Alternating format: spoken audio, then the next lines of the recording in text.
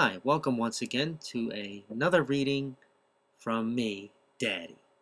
Today I'll be reading the RCA Victor's Walt Disney's Pinocchio.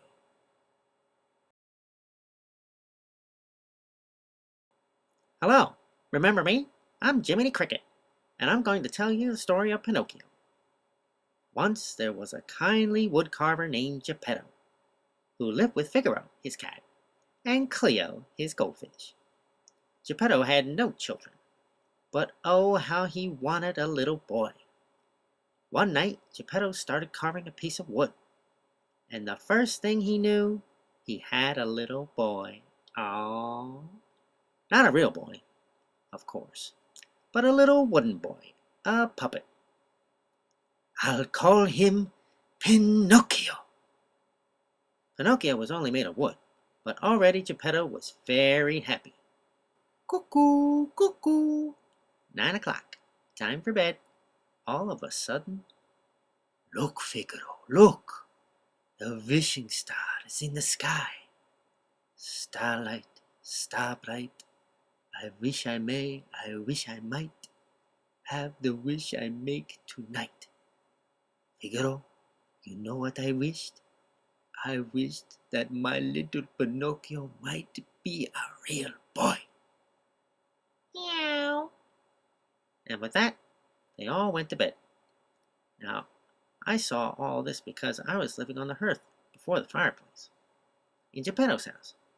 And I thought to myself, when you wish upon a star, makes no difference. When I finished, the wishing star grew brighter and brighter, and then into the room came a blue fairy. Good Geppetto, you deserve to have your wish come true. And you, Pinocchio, little puppet made of pine, wake, the gift of life is thine. Huh? What? Me? Why, I can move and talk and walk. I'm alive. I'm a real boy. Not yet, Pinocchio, but prove yourself brave, truthful, and unselfish, and someday you will be a real boy. And you, Jiminy Cricket. Who, me?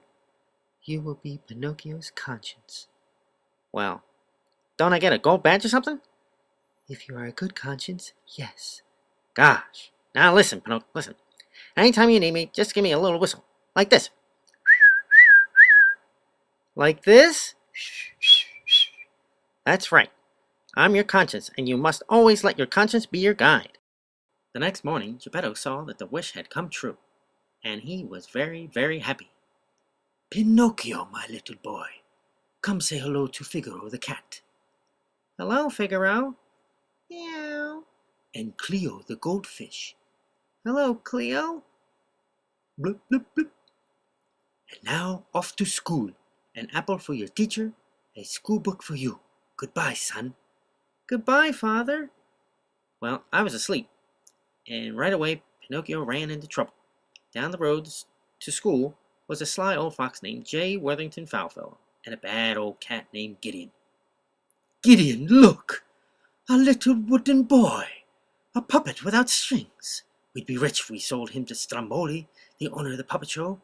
Oh, little boy. Me? Come here, little boy. I want to talk to you. Just about then I woke up. I rushed out looking for Pinocchio, but it was too late. Some conscious I was. By the time I reached Pinocchio, they had talked him into playing hooky. School is a waste of time, my boy. You belong in puppet show. Right, Gideon? Right. Me, an actor? Of course, you'll be rich and famous, right, Gideon? Right. Right, Pinocchio? Right, Mr. J. Worthington Foulfellow? They sold him to Stromboli, and Pinocchio was a big hit because he was a puppet without strings. But that night, Pinocchio couldn't go home, for Stromboli locked him in a bird cage. Suddenly, Pinocchio remembered me. He whistled, and I came running. But I couldn't help. The lock on the bird cage was stuck. Then the wishing star began to shine in the sky. It was the blue fairy. Pinocchio, did you go to school? Yes. Hey, Pinocchio, your nose. Huh? Pinocchio had told a lie, and his nose grew longer.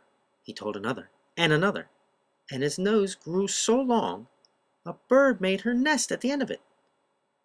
Pinocchio, a lie grows till it's plain as the nose on your face.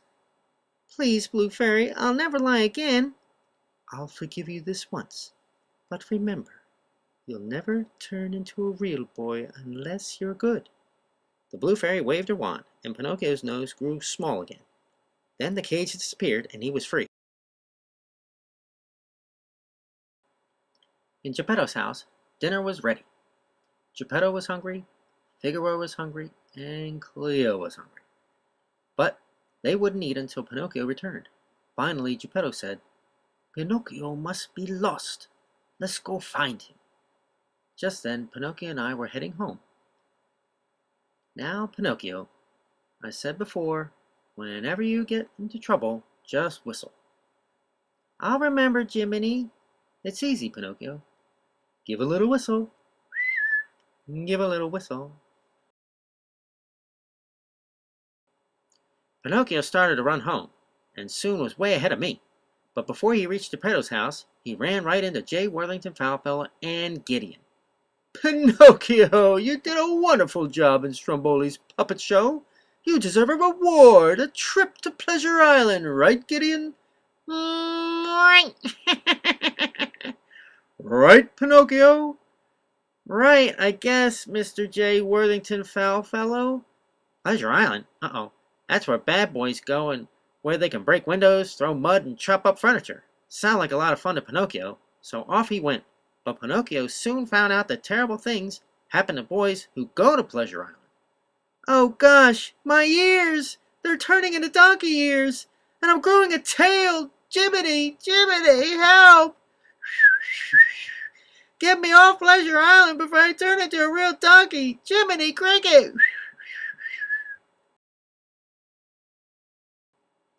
Well, lucky for Pinocchio, I followed him to Pleasure Island. I heard his whistle. I grabbed his hand and yelled, "Run, Pinocchio, run!" So we ran and ran, right off the island, dove into the water and swam. We got to dry land and ran some more. And finally, we reached Geppetto's house. Father, where are you? He's not here, Pinocchio. This note says your father and Figaro and Cleo too went to look for you and were swallowed by Monstro, the whale. Then we must go save them. Quick, to the bottom of the sea. Now into the sea we went. Suddenly there was Monstro, the whale. Monstro took one look at us and swallowed hard, and we were swept into his belly.